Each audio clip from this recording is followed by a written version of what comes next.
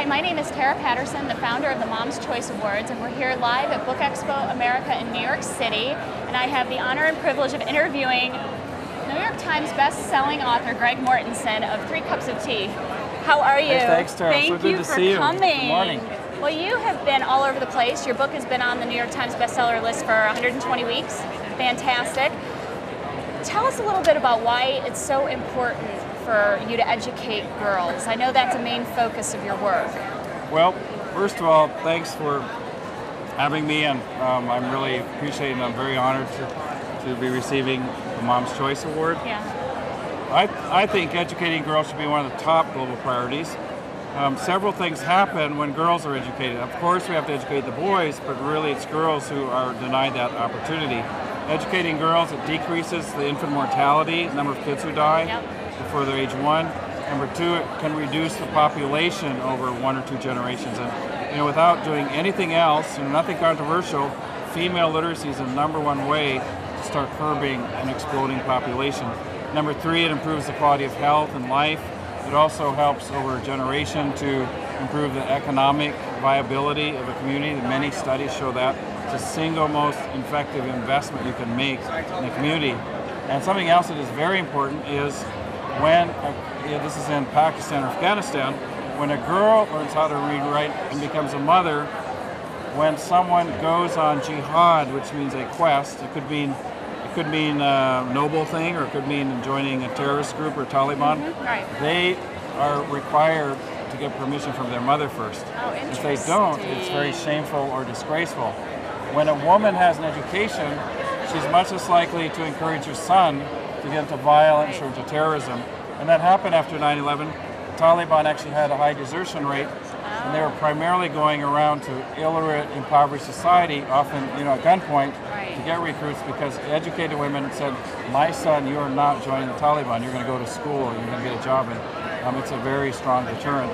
And also, when girls learn how to read and write, they help write letters for their mothers to their families, because as you know, when a woman's married, often her maternal ties are severed. She can't communicate with her family. And when kids come home from the marketplace, they have meat or vegetables wrapped in newspaper, and then you'll see the mother very carefully unfolding a newspaper and ask her daughter, please read the news to me. It's the first time that a woman is able to, understand what's going on in the outside world around her. That is so, amazing. Being that you're a mom and parent, and I think it makes a lot of sense, but it's also, I think, it should be our #1 priority is educating girls. So now, you've been over there for 15 years? Yes. Okay, so you're starting to see the first girls come back from being educated, and a lot of them go on to college. Is that true? They're becoming teachers, nurses. Our first medical doctor is graduating this year out of 1.2 million people. Last fall, the first female attorney out of 4.5 million people in Azad Kashmir, she passed her bar exams. Wow, fantastic. And she's becoming an advocate for women with the right of land ownership, because I think it's very important that not only education, but the right of women to own land, which is actually their due right. Even in Islam, it says that widows and women have the right of land ownership. Interesting. So how has their education impacted the community at large? It has a huge influence.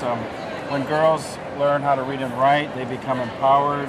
They also, their hygiene, the sanitation, nutrition starts to improve significantly and dramatically. Women are, inside a house, women are very important in the allocation of resources, in the decision making. Just like here, when I go home, my wife makes the decisions. Well, for sure. And it's the same. It's the same thing halfway around the world. But when a woman can read and write, and she can understand prices, and that really empowers. And women tend to put their resources or their money into the community. Men tend to go out and spend money, buy a nice bike or the latest golf radio clubs. or golf clubs. But women tend to put money back into their community. So it's a very effective when women can start to generate their own income, because that money is more likely to go back into their community. Well, Pennies for Peace is one of your projects, and it's interesting. Who have you found are your biggest supporters with that? well, kids. I know, it's And wonderful. kids across the country from Alabama to Alaska. And what I find is Pennies for Peace is not just about philanthropy, but it's teaching kids that I can make a difference. And even just with a penny, there's enough pennies in the U.S. that we could do two things. We could eradicate global literacy, meaning every single child, 110 million in the world who can't go to school, could go to school. And for 1 year, we could double our national public education budget. Just think about it, just with pennies. Just with pennies, no because billion-dollar we bailouts. throw pennies out.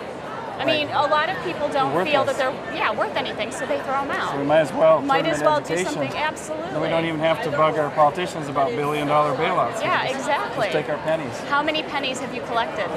We've collected about 160 million pennies over the last 12 years. Last year alone, though, we collected about 1.1 million pennies. Wow. Sorry, 110 million pennies, about $1 million. And this year, our Pennies for Peace programs have gone from 279 schools last year to 4,018 schools, and we think up to 15,000 schools this year. It's all just grassroots, word of mouth. We don't do any marketing. Well, last night we had a wonderful presentation that we honored. Greg was here to speak. We honored a 12-year-old girl from Reston, Virginia, who collected $1,300 in pennies. Was that right? Pennies. Just from pennies, $1,300. It's amazing. My son he collected over 3,000 pennies all by himself. Seven years old. It's 130,000 pennies. 130,000 pennies. That's unbelievable. That's incredible. So where do you see Pennies for Peace going? Continue with just collecting the pennies and... Well, we encourage kids to get involved, but in addition, we work with the NEA, which is the National Education Association, so we have a whole curriculum with Pennies for Peace. It's called the Rubik system that can be integrated into the curriculum. So Pennies for Peace not only teaches kids about caring and sharing, but they have math lessons.